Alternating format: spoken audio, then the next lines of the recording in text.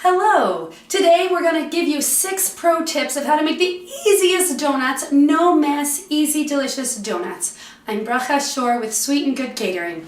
One of my biggest pro tips is Rhodes dinner rolls. You can get these in the frozen section in many supermarkets. Walmart, 7 Mile, Save-A-Lot, and what you're looking for is small dinner rolls. They're frozen. You take these rolls and you defrost them. So I took this roll right out of the bag and now it's defrosted. It hasn't risen yet. So I'm going to take it, I'm going to make some stuffed donuts. I'm going to take a Snickers bar, and then because this is too long, I'm going to squeeze it into a circle. And then you have a whole bunch where you can then put the Snickers bar in the middle of the dough. And then what you want to do is squeeze the dough closed. You have to make sure it's really, really closed, or else it'll open while frying, and then you'll have a Snickers mess. Then you put it back down and let it continue to rise. Meanwhile, you'll have your hot oil on. It takes about 4 to 8 quarts of oil. You just want enough oil that'll cover the donut halfway, and you'll flip it in the middle. So you don't need a deep fryer. It makes it so much more simple. So then I'm going to let this continue to rise. It takes about 2 hours to defrost the dough. If you don't have that time, you can throw it into a 200-degree oven, and that will speed the whole process. Once it's defrosted and you fill it, you could fill it with either Snickers. I have a Reese's peanut butter cup here. Oh, look, that one was already filled. Let's find one that's not filled. Is this one already filled too? We'll find out. It'll have a double Reese's peanut butter cup. Okay, so then you fill it, and then you let and squeeze, squeeze, squeeze so it doesn't open, and then you put it down to let it keep rising. Once you have your dough the way you want it, you can then take it. We got this pro tip from a very fun person, is you cut the parchment paper into squares. This way, when you grab the dough, it doesn't deflate. So now you just put the parchment paper and the dough in the oil and let it go. Another pro tip is I use these chopsticks. So they're big and long, and what you do is the paper comes off by itself, and then you take the paper out, and then you let the dough continue. The chopsticks let you roll the dough nice and easily in the oil.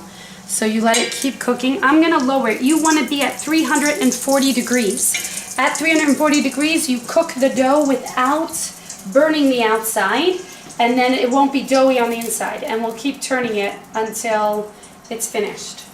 We'll let it sit there, and then we can put more in as we're going. And then once the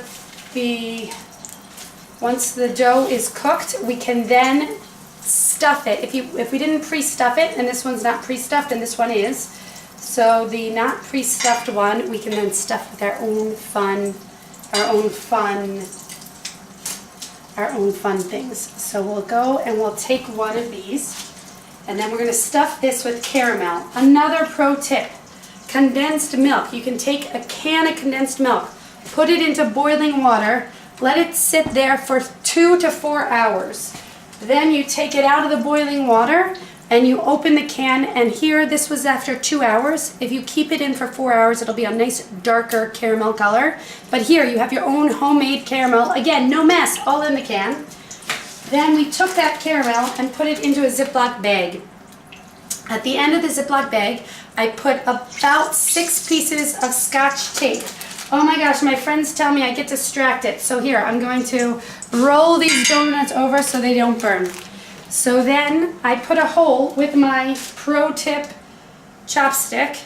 You can put a hole into your donut, and then take your Ziploc bag that has been reinforced. So what you're basically doing is making your own piping bag, a nice strong piping bag. Take this here, wait, I'm going to lift this all a little bit more. I'm going to use my pinky so that it can fit in, and squeeze as much caramel in. I don't care about those people saying, "I'll just put a teaspoon." No way! I want caramel in every bite of this donut.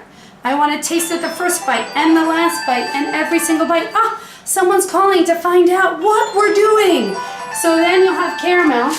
Then you take this, if you want chocolate on top, you can then take 2 tablespoons of milk, about a quarter cup of chocolate chips, Put it in the microwave for about 25 seconds. Stir. Super easy, no mess. And then you have gorgeous ganache that goes on top. Similarly, here we have a plate full. Similarly, you can do the same with milk and a 1/4 cup of powdered sugar. So now you take your donut, you swish it in your glaze, and now you have a glazed donut. Super easy, no mess. Of course, my friend Yedida tells me that I should use a bigger bowl so that it doesn't make a mess, but I only wanted to use one bowl.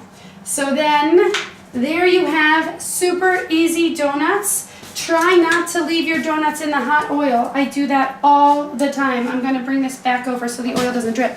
But with these chopsticks, then the oil can drip right off. And I try to get as much oil to come off as possible so that I'm not eating that oil. Oh, I just dropped some chocolate in there. That'll be delicious. Here you go, your easy, super easy sufganiyot. Enjoy for Chanukah.